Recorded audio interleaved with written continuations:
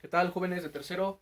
Eh, Bienvenidos a un video más en estas sesiones a distancia. Bien, una vez que hemos abordado el porfiriato, que cerramos ya con el siglo XIX, pues es momento de eh, abordar la Revolución Mexicana, el proceso fundacional del siglo XX histórico en nuestro país. Y bien, pues por lo primero, por lo que se debe iniciar es precisamente por las causas, el por qué. ¿Qué fue lo que llevó al estallido de la Revolución Mexicana? ¿Por qué sucedió? Bien, aquí tengo esquematizadas las principales, no las únicas, pero sí las principales, las más importantes causas que llevaron al estallido de la Revolución en 1910. Están de manera eh, sintetizada para que les sea más fácil reconocerlas, comprender y pues proseguir con el tema. Bien, las he clasificado en causas políticas, sociales y económicas. Aquí están. A la derecha tenemos en rojo el esquema que constituye su actividad de esta semana y de la siguiente. Va a ser actividad para 2 semanas. Y bien, tenemos entonces entre las causas políticas fundamentalmente dos. Primero, bueno, pues, que están ligadas una con la otra, naturalmente. Primero, la dictadura de Porfirio Díaz, el gobierno dictatorial de Díaz, el cual, pues, como vimos en el video anterior, pues llegó a la fuerza, al poder, llegó por las armas y se mantuvo durante 31 años como presidente. Después del paréntesis de 4 años de su compadre Manuel González, Díaz regresó a la presidencia y no la dejó hasta que la revolución lo obligó a renunciar al poder y a salir del país. Él moriría en París en 1915, pero bueno, ese es otro tema. Y ligado con esto, la demanda de democracia. Recuerden que Díaz concentró todo el poder en su persona y en la de sus allegados, en la de sus seguidores, sus adictos, sus colaboradores. Recuerden que las elecciones en el porfiriato pues no se distinguieron por el respeto al voto, por una democracia auténtica, sino que pues eran meros trámites, eran farsas que solo servían para legitimar las imposiciones que desde el poder central y desde los poderes locales se hacían en los cargos electivos. Una parte de la sociedad pues obviamente demandó que existiera, exigió que hubiera en México una democracia plena, verdadera, real, auténtica, que se respetara el voto de la ciudadanía, y esa fue una de las razones que desde el ámbito político llevó al estallido de la Revolución Mexicana. Sería una de las demandas de Francisco I. Madero, el respeto al voto, sufragio efectivo, no reelección, exigencia plasmada en el Plan de San Luis, pero bueno, aquí nos estamos adelantando un poco. Hay que seguir con las causas sociales y económicas. Primero, pues, que llevaron a la revolución. En primer lugar, pues una dependencia, como ya lo vimos en el video anterior, una dependencia enorme, prácticamente total, absoluta, de la economía mexicana, de sus ramas productivas del capital extranjero, ya que pues fueron las inversiones fundamentalmente las provenientes del exterior, de los Estados Unidos y de Europa, las que impulsaron la economía nacional durante el gobierno de Porfirio Díaz, y una parte de la burguesía mexicana, del empresariado mexicano, que se desarrolló durante finales del siglo XIX y principios del siglo XX, pues adoptó una postura nacionalista en torno a la conducción de la economía nacional, y fue uno de los factores que llevó también al estallido de la revolución. Debemos también tomar en cuenta la terrible desigualdad de aquella época. En México, durante el porfiriato, pues numerosas ramas productivas se lograron desarrollar de manera impresionante. Las comunicaciones, la siderurgia, la minería, la industria química. En el México de Porfirio Díaz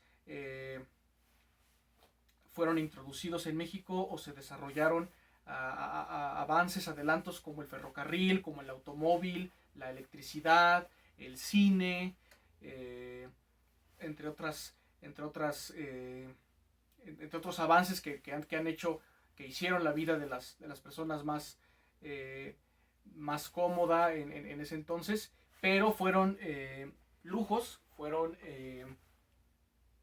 adelantos de los que solo una pequeña parte de la sociedad podía disfrutar. La gran mayoría de la sociedad, de la población, recuerden que en ese entonces vivía en condiciones de pobreza, marginación, miseria, explotación, como en el caso de los trabajadores urbanos y agrícolas, es decir, obreros y campesinos. Los campesinos, recuerden que muchos fueron despojados de sus tierras, muchos eran explotados de manera brutal en las haciendas como peones sin tierra, que tenían que trabajar, tenían que alquilar su fuerza de trabajo en las haciendas, propiedad de grandes compañías o de hacendados que eran los acaparadores de la tierra en ese momento histórico, y que vivían bajo condiciones muy duras, explotados al interior de la hacienda, endeudados continuamente con los hacendados, insisto, en condiciones muy precarias. Los obreros en las ciudades, en las fábricas, pues lo mismo, con jornadas laborales muy largas, de 12, 14, 16 horas, jornadas muy extenuantes, también endeudados, con sueldos miserables, explotados. Unos y otros pues exigieron reivindicaciones laborales, sociales propias. Por ejemplo, los obreros demandaban el derecho a la sindicalización, mejores salarios, reducción de la jornada laboral. Los campesinos, obviamente, pues, que demandaban tierras, demandaban también mejores condiciones, demandaban frenar los abusos que se cometían en las haciendas contra ellos, en las tiendas de raya, entre otros factores. Y bien, asimismo, pues como lo dije, demandaban tierras, demandaban un reparto agrario que los beneficiara, que les hiciera justicia. Y bien, en conclusión, pues estas fueron las principales causas que llevaron a la Revolución Mexicana, al estallido de la Revolución Mexicana el 20 de noviembre de 1910. Ahora, antes de abordar con mayor detenimiento el proceso revolucionario, su desarrollo, la actividad que van a realizar es la siguiente. Yo de todas maneras les voy a enviar el esquema en Word a sus correos y a Classroom para que ustedes lo puedan descargar y de ahí puedan empezar con su trabajo. Bien, el cuadro, el esquema que van a realizar es el siguiente. Como lo acabo de mencionar, van a esquematizar la información la más importante relativa a la Revolución Mexicana siguiendo este orden. Tenemos el esquema Revolución Mexicana, que es el tema de 1910 a 1917. Bueno, algunos autores la ubican temporalmente, la extienden hasta 1940, hasta el final del sexenio de Lázaro Cárdenas.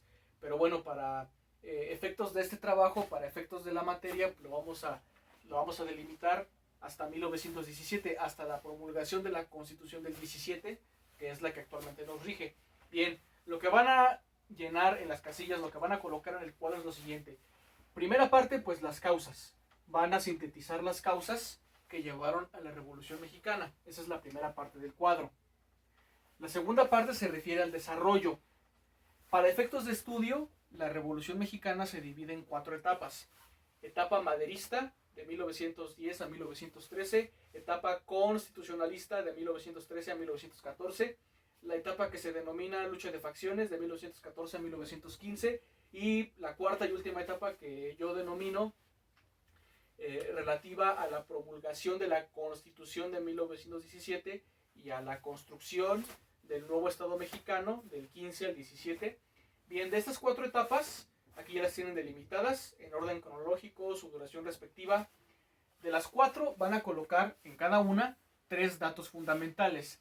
Primero, características generales. ¿Cuáles son las características centrales, esenciales de cada una de las 4 etapas? Es decir, características de la etapa 1, de la etapa 2, de la etapa 3 y de la etapa 4. Van a colocar también en orden cronológico, aquí sí, día, mes y año, acontecimiento, van a poner la fecha completa de los principales hechos, los sucesos, los acontecimientos más importantes de cada una de las 4 etapas. Hechos principales de la etapa 1, de la etapa 2, de la etapa 3 y de la etapa 4. También van a colocar personajes centrales, personajes principales de la etapa 1, 2, 3 y 4. Los cuales, pues, insisto, son de sobra conocidos: Francisco I. Madero, Pancho Villa, Emiliano Zapata, Venustiano Carranza, Álvaro Obregón, Victoriano Huerta, Plutarco Elías Calles, Pascual Orozco, el mismo Porfirio Díaz, etcétera, ¿no? Todos estos personajes que todos ubicamos, una vez que hagan su investigación, van a colocarlos en las casillas que corresponden. Como lo hicimos en el cuadro de Independencia de México, deben tener cuidado con el orden en el que colocan a los personajes centrales. Como vimos en el cuadro de Guerra e Independencia, había personajes que pertenecían a etapas específicas y que en las siguientes ya no podían ser incluidos porque ya habían muerto para ese entonces. Por eso tengan mucho cuidado con los personajes que colocan y en dónde los colocan. Hay personajes que o ya para otras etapas habían muerto o ya no tuvieron una participación destacada. Finalmente, van a colocar en la última parte de su cuadro las consecuencias de la Revolución Mexicana. Aquí van a responder a las preguntas: ¿qué cambió con la Revolución Mexicana? ¿Qué cambios trajo la Revolución? ¿Cuál fue su impacto? ¿En qué afectó? ¿En qué impactó al país? ¿Qué transformaciones hubo? Eso es lo que van a colocar brevemente en la última sección de su cuadro, hasta abajo. Y bien, eso es lo que se refiere a la tercera parte, a las consecuencias. Este cuadro, insisto, lo voy a mandar a todos en Word para que lo puedan realizar. Y bien, pues espero que les haya quedado clara la explicación, que no tengan dudas y pues cualquier cosa, cualquier duda que tengan, pues hay 3 canales de comunicación, ya lo saben: este mismo canal en YouTube, en los comentarios, Google Classroom, mensajería privada o correo electrónico también, por si tienen algún problema. Yo agradezco mucho su atención y les deseo éxito. Nos vemos en el próximo video.